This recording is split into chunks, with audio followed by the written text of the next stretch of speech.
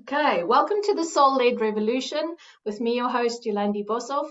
And today I am very, very excited to introduce you to Dr. Catherine Wilkins. So she's from Australia. She is a chiropractor, veterinarian, founder of Fractology, and the author of The Soul's Brain, the logic and neurology of your intuition. And she is passionate about conscious intuition.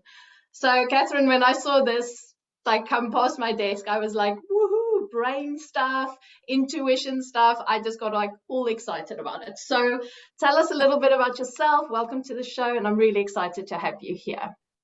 Oh, thanks, Yolandi.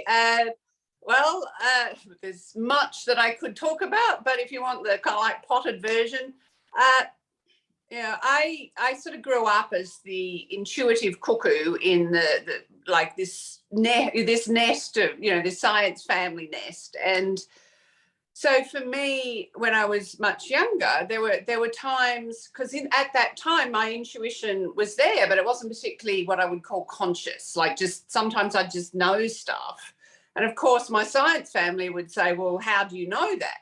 And I would go, I just know. And that is not an answer that goes down well in a science family. So for many years, of course, I decided that it was too much trouble, and then I suppressed it. But because it was such a big part of me, that ended up affecting my health and all sorts of stuff. So eventually I had to start to open up that side of me again. But of course, by that time, I had trained as a vet. I'd gone to university. My left brain had been trained to be a very conscious, logical process. And so when I started to open up this right brain side of me, actually what it created was then this constant argument in my head between my left brain, my logical left brain, and my intuitive right brain. And I could have gone the other way, I suppose. I could have then gone, all right, I'm just going to forget about all the logic stuff. But then, I couldn't have done that. Because I tried shutting down a part of myself before, and it really hadn't worked in the long run. So I didn't want to then try shutting down a different part of myself, because I figured, well, that won't work either. So I had to find a way for the two of them to stop arguing in my head. So they could work together, because they did both work, but sometimes they almost seem to have a very different idea of things. So yeah, through my need to solve that issue for myself, I developed the process that we now call Fractology, because it is based on fractals, which we can go into later if you want. But and to begin with, my next question was, okay, this is cool, this works, but is this just what I call Catherine weirdness? Is this just something that just works for me, or are there universal principles in this system that I've developed that actually would be of benefit to lots of people? And so it turns out, and particularly if you want your intuition to be conscious, which is what I call it, when you actually have that left brain conscious control and you understand the way that your intuition works. Oh, wow. Okay. And then so you developed all of this. So tell me a little bit about the concept of the fractals, because this is obviously where it all started for you. So I'm really intrigued by that. Okay. Well, as I said, I grew up in a science family. My father was a maths professor. Okay. So they actually started to understand what fractals were back in the 80s. I can now say, the latter part of the 1900s. But anyway, so fractals, you may think you don't know what a fractal is, but you do. It's just you don't know it's called a fractal, because all natural shapes are fractals. Trees, clouds, snowflakes, they're basically the one pattern repeated over and over again to build up a more complex pattern. So what that means is the pattern, like every part of the pattern is actually built out of smaller versions of itself. So that's why if you pluck a little twig off a tree, it looks like a miniature tree, that kind of thing. Now, I don't know if your listeners are familiar with that whole thing about the universe being a hologram.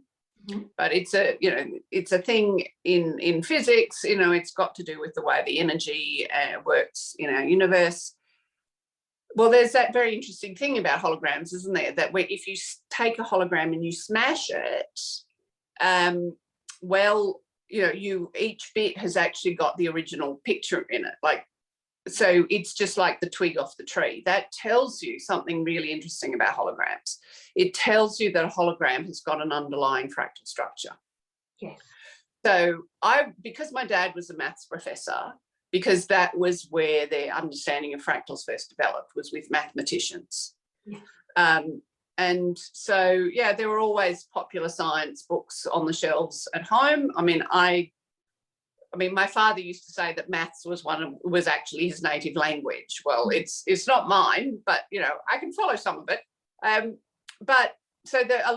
I said, there were a lot of popular science books on shelves at home all the time, and yeah, so I was, of course, some of them were talking about this new field, which was, where they were looking at using maths to try and understand some of the other aspects of chaos.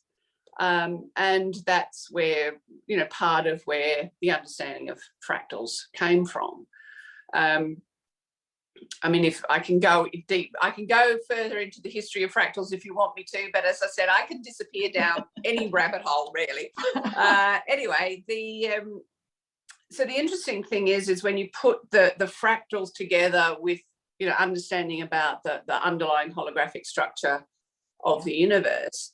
So once you develop your intuitive or energetic awareness to, it is a bit of a refined or advanced or, I don't know, trained level of awareness.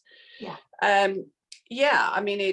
It takes me a little while to train people to be able to develop fractal perception. Yeah. But anyone who wants to and who puts in the work can develop fractal perception, because that is the underlying structure of the part of the hologram that we are. So it's the underlying structure of our energetic field. Okay. And that has all sorts of ramifications and benefits because, we were talking a little bit before about authenticity and integrity, and, essentially the fractal literally gives you a map to follow. Yes. Because just like when we look at the tree, we know where the tree is doing well, where it's healthy, because that part of the tree, the pattern of the tree is clear and strong. Yes. We know, if the tree has actually got a little bit of problem, picked up a fungus or something, because that part of the tree doesn't match the pattern of the rest of the tree. Yes. Well, it's just the same with with your fractal or, my fractal, with the underlying fractal structure of our energy. Yes. When you learn to perceive that, as I said, it gives you a map, because where you're doing, great guns, that part of the fractal will be clear and strong. Yeah. But where it's become broken or distorted, that's where your challenges are. And wow. so as we grow in our capacity to live in alignment with our integrity, the pattern, all those breaks and distortions, they all just get repaired. So we can use fractology for all sorts of things, but using it as a healing modality, really what we're working to do is reboot that original fractal pattern. And because it's and we have all sorts of tools to help people learn to be able to live in their integrity as a very conscious process as well. Yes. And for me, the big thing here is like that, because the pattern recognition, you get it everywhere in the sciences, but it's like we've forgotten in the spiritual woo-woo side of things, right? The intuitive side, that actually everything like pulls through. So I'm loving the concept of the patterns and us being a pattern. That is so, so beautiful. Like, how did that come to you? Did you just like wake up one day and go, oh my God, I'm a pattern? I'm a fractal. Like, it's so cool. It's just like such an amazing, because it is so obvious, isn't it? Yeah, well, actually, it started, as I said, I had started to do work on myself to get my own health back. And I I'd always had a sense of my own integrity, even though I couldn't. It's what I would have said. I sort of had a degree of unconscious competence around it. Like I knew what I knew if I was stepping outside of my integrity, but I couldn't necessarily have explained it to somebody. And then there was actually this particular moment when I was actually working, in the support staff for a workshop.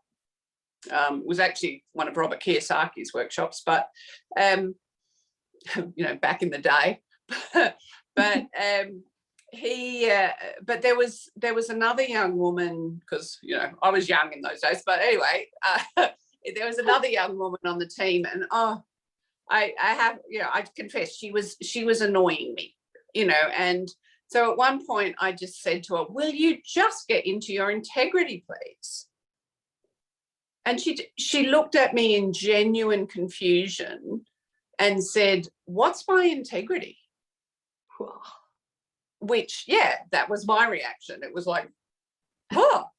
And but more than that, I went, like, I know what my integrity is, but I cannot explain it to you. I cannot even really, if you don't know what it is, I can't explain it to you, and I can't tell you how to know if you're in your integrity or not. And I thought to myself, well, I think I better find out how to explain that to people, because it really bugs me when people aren't in their integrity. But if I don't have a way to explain to people who don't know what that is, well, I don't really have any right to be annoyed about them. And I kind of like being annoyed when people are out of their integrity. Anyway, so it started from that, and like I was really looking for a way to do that. But at the same time, as I said, that was one of the questions that came up around this time, when I was looking for a system that that really enabled my intuition to be more conscious. But a lot of it does, you talked about pattern recognition. A lot of it does actually go back to pattern recognition, because when you realize that you are a pattern, because your intuition works a lot by pattern recognition. Yes. If we talk about the tree again, like your left brain, because your left brain, likes to look at things from a right-wrong perspective. Yeah. Which is useful around some things. You need to know if what you're drinking is a cup of tea or a cup of coffee,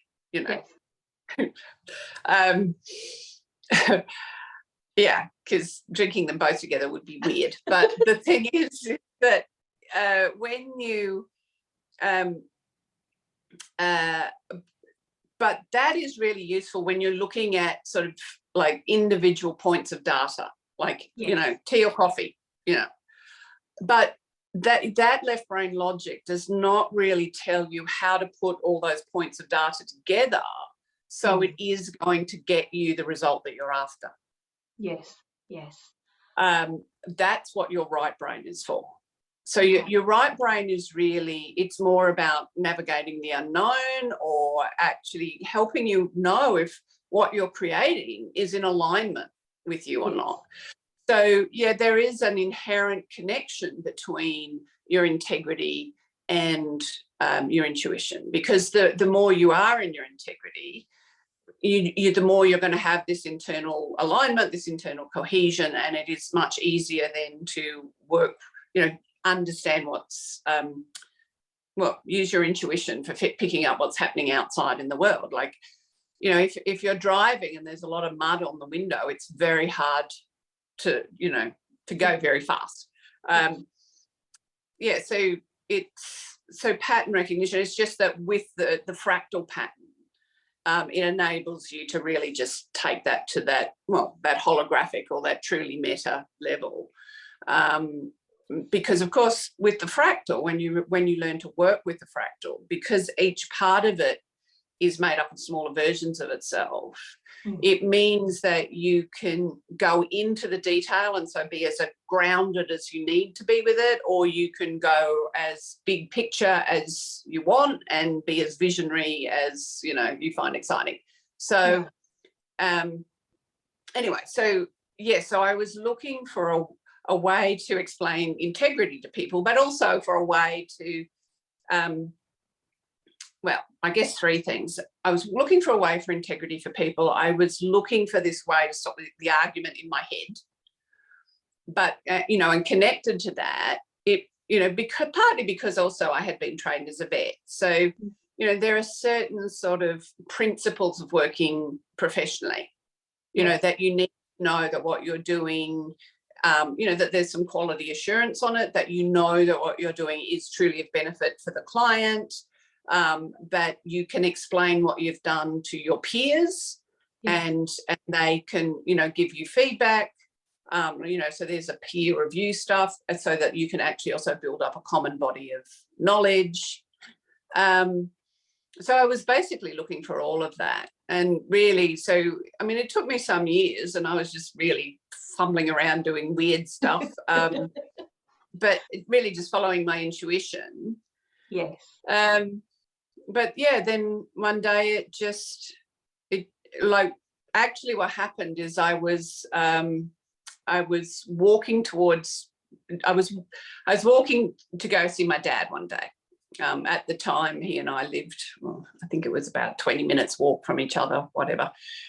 But I ended up having this very weird subjective experience. It was intensely real, but I was aware even at the time, this is, just weird stuff that's just, because as I was walking, it was like I had this intense awareness that as I was walking, it was like things were coming into being as I was walking towards them. And I was walking away from them, things were kind of going back into ether as I was walking away from them. It was very strange. But, I'm a nerd from way back. So, so of course I'm very familiar with Star Trek and the holodeck, on Star Trek. And so I was walking along sort of like in this slightly spooked kind of state, like, oh my God, this is weird. But then after a while, because it just persisted. Yes. And then after a while I went, this must be what it's like to be on the holodeck. And at that thought, the whole thing just switched off. Wow. At which point I went, oh, right. So the answer I'm looking for is somewhere, it's got something to do with holograms and the holographic nature of the universe, because I was familiar with the fact that, that was a thing. Anyway, so I got to Dad's place and I said, and I walked in and I said, hi, Dad, how do you make a hologram? And he goes, I don't know. It'll be in one of those books over there. So, so I found the book and I read, the basic steps of how you made a hologram. And it's really interesting. Like when you put that together with, a lot of the spiritual or the creation myths. Yes. A lot of the same steps in a sort of symbolic way, they're actually the same steps to how you make a hologram.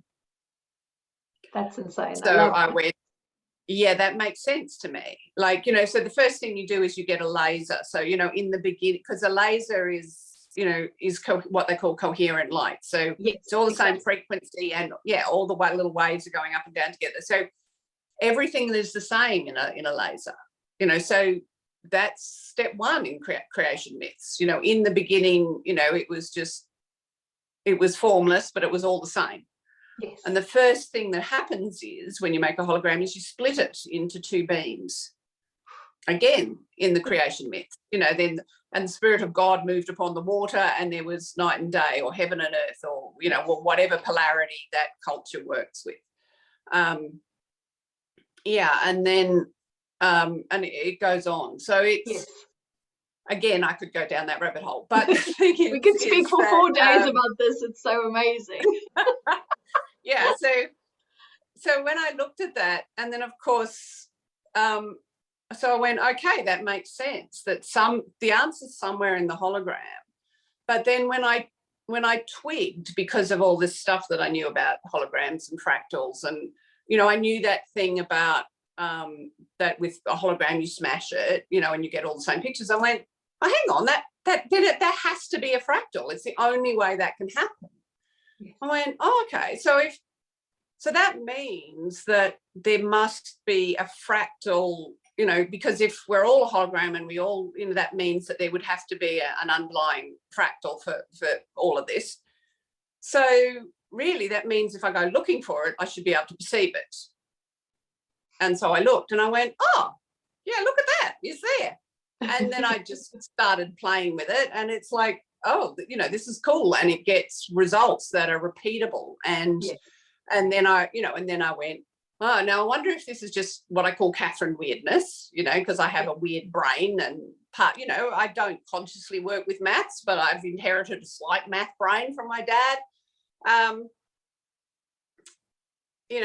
So is that just strange stuff going on my own head, or is this actually the principles of how your left brain can follow what your right brain is doing? Because in the fractal, like those individual data points, that's kind of like just one little repetition of the pattern. So if you build a snowflake, so you can build snowflakes out of, you can build fractal snowflakes out of triangles. Yes. So one little triangle might be your individual data point, and that's what your left brain is looking at, but your right brain is looking at the whole fractal. So it knows where all those little individual triangles needs to go. Wow. In order for you to be able to, create things in alignment with that pattern, yes. Which is, where the integrity stuff comes into. And so I went, well, there's only one, there was only one way that I could figure that out, is I need to teach it to somebody and see if they can get the same results. Because in, sciencey stuff, you're looking for repeatability and predictability. So that means if this is a genuine principle, other people should be able to, get the same results. And yeah, so the first thing I did was I found a friend who, volunteered for me to let me teach him, but I had no idea how to teach him. Yeah. So I was really experimenting on him, really, in a way. So I'd say to him, oh, do this, and then he'd do that, and I'd look at it and go, oh, that's horrible. No, that's not what I do. So yeah, it took a little time to work it out, but we got there. Yes. And so yeah, now there are a few more fractology practitioners around, and they get really cool results. And I'm actually at the point now that I'm working on figuring out, right, so now how do I teach other people to teach other people this system? Because that's on another level again. And yeah, it is doing my head in a little. But when I do that, I have succeeded in making myself completely redundant, which has been my ambition for a long time. I love that. That's the role of the teacher, isn't it? Like, you needing to teach it so they can all go out and do their own thing, right? So it makes sense to me. I love it. Oh. So what we found with the fractal, because the interesting thing, of course, about your intuition is everybody's intuition works differently, because you have a different brain to me. Yes. I mean, sure, there are common patterns, but it's like it's in the same way as every single snowflake is a 6-pointed star. Yeah. But each one, is a unique version of that. Yes. So and that's very much what we are. So we all follow the human pattern, sure, but we're all a unique variation on that. And so we process information, including the information that we pick up energetically or intuitively. We all process it differently. So which has been one of the difficulties with intuition, because if somebody picks up something as a feeling and somebody else gets a vision and somebody else gets, some kind of clairaudient message, it's very hard to know how to put that together to actually create a more coherent picture of what everybody's picking up. Yes. But the fractal lets us do it, because we can, with the fractal, there are, by when you perceive the fractal, you can actually also perceive which part of the fractal a person is consciously engaged with. Yes. And so the thing is even if, you know, you would perceive the fractal differently to the way that I perceive it, I can still perceive where in the fractal you are. And you know, vice versa when you learn how. So even though we may all perceive the fractal differently, we all know that we're working with the same fractal, and we also know if we're working on the same level or the same point in the fractal. Yeah. And so we can build up a common body of knowledge. And yeah, we didn't get to do it in, you know, 2020 because, you know, the world went mad. But every 2 years now, people who have got to, they don't necessarily have to have finished their training, but they've got at least, you know, sufficiently far through their training that they've developed fractal perception. You know, we have a Fractology summit. Yes. And that's not just me blathering on about stuff. It's actually where I get to, you know, they all teach each other, because to come to the summit, it is a co-created event, meaning if you come to the summit, you have to present at least one paper. Okay, beautiful. But we do it as fractologists. So yeah, we talk about stuff, but we also show each other the resonance of what we've been working with and stuff. And because we're all fractologists and we have that fractal perception, we can actually learn directly that way, which is kind of cool. Yes, and that whole community idea behind it is lovely. So just, like, we're kind of almost running out of time. So I want to ask you. I did warn you I talk too much. No, I'm like sitting in my mouth like open. I'm like full of goosebumps. It's all fabulous and really enjoying it. So with the book, because obviously, like, you brought out this book now. So for the people listening, what's in the book? Because I mean, we've spoken a lot now about the concepts and all of that, which is awesome. What's in the book if the listener decides they want to go and check out your book? Okay, so you know, there's like 7 billion people on the planet. It would be really cool if I got to teach every single one of them, but let's face it, it's not likely.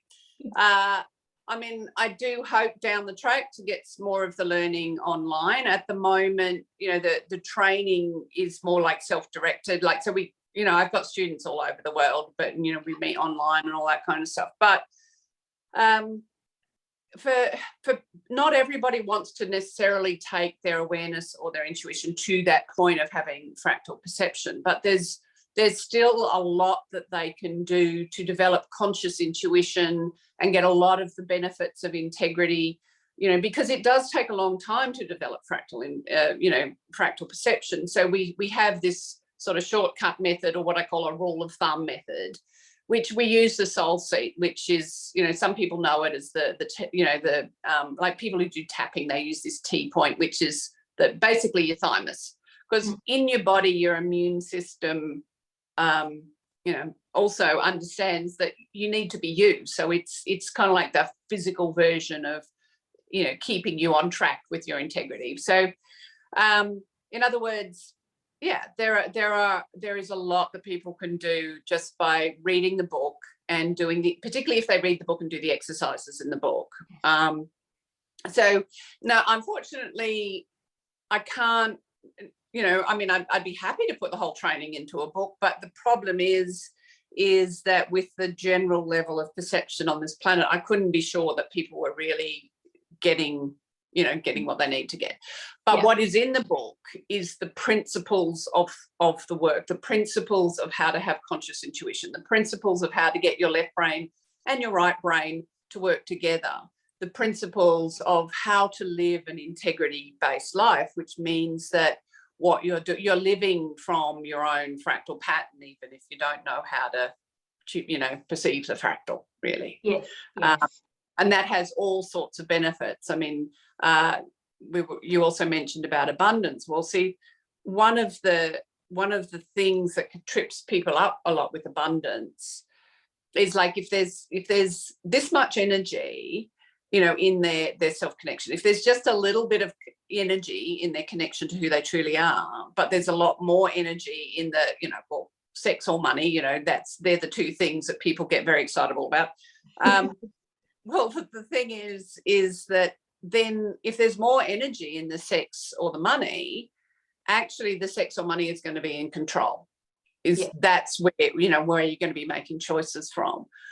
And so, yeah, you can get yourself into trouble. The sex and money can lead you, you know, a long way from your own path and from your connection to who you really are. But when there's more energy in who you really are and your connection to that than there is in the sex and money, then the sex and money, like everything else, just becomes a tool for you to, you know, be more of who you truly are and to express that in the world. Yeah, so the more that we have conscious, you know, we have conscious systems that we know that we can strengthen that. Well, you know, if we're being challenged because, you know, we're getting all this fabulous expansion, but it's starting to feel wobbly because I'm not sure if I'm going to lose myself here, well, then that's okay. Just work on strengthening your connection to yourself and then you won't. And then you can take that expansive step up. Yes. Oh. And I mean, it's again, it's that beautiful simplicity. Like the minute that I'm in my integrity, the minute that I'm in my authentic self, that's where we need to govern. And it's like a beautiful portal way, isn't it? Like it's just like that realization. It opens everything up. Oh man. So I could literally speak to you all day long because this is so fabulous. So like if you're listening, get the book because this is really interesting stuff. So Catherine, just tell us a little bit more about if anyone is interested in maybe looking at like studying fractology, or like where can they get hold of you? What other avenues have they got to work with you? Okay, well, there's the book, obviously, and you know, that's a really good start for anybody. But there's also the website, which is Fractology, which is spelled FRACTOLOGY .info. That's the website. So they can, you know, there's videos and stuff on there that goes through some of the principles too. I do actually have another YouTube channel where I just put out little videos each week about, you know, and the channel is actually called Living Intuitively. Yeah, so they, you know, they could sign up for that if they, you know, and there's lots of stuff on there, you know. And so there's that. There is, I've just finally got around to restarting, well, you know, to actually doing something with the Instagram stuff. So that's the Instagram handle is Dr. Catherine Wilkins. So there's that. There's also a Dr. Catherine Wilkins Facebook page, but to be honest, I don't do a lot with it, but it's there. We'll share Instagram and the website. So there's lots of ways people can get in touch. Okay, fantastic. And lots more information out there too. Yes. Okay. So what I'll do is also I will be adding all the links into the little bio section, the description section, so you guys can go and visit the site there and go and check out the book, which is available everywhere. So just like head on over to Amazon. Awesome. So yeah, any last words from you just for the people listening? Like something that you've learned, something that you'd love to share with them, just like in your own journey today. Okay. So you said it was okay for me to use colourful language. So yes, I did. Yes. Well, see, to me, I mean, when we're on this journey, a lot of people get very focused on, you know, whatever they call enlightenment. But to me, you know, enlightenment is not something. It's not like suddenly one day there is a switch that's flipped, you know, and we're suddenly enlightened. It's every moment we're either having an enlightened moment or an unenlightened moment, meaning we're either choosing to be more of who we really are or not. And the way that I tend to say that is, you know, it's either you're shit or you're shiny, you know. That's a fantastic strap line. I love it. Yeah. So what a lot of the tools in Fractology, what they do is they give you the tools to know whether you're in your shit or you're shiny, so that you can start to live more from your shiny and you know how to express that in the world. That's beautiful. That's so amazing. So, yeah, so if you're listening, go and get out of your shit into your shiny. I love it. Absolutely. So thank you so much for joining us. It was really such a pleasure speaking to you, and thanks for just bringing all your wisdom onto the show today. So I really appreciate it. So thank you so much. And I hope you guys enjoyed the show. So go and visit the website, go check out the book. It's really awesome. And I'll be back in a couple of weeks with the next show. Have a beautiful day. And thanks, Catherine. You're very welcome. Thanks for having me on. Such a pleasure.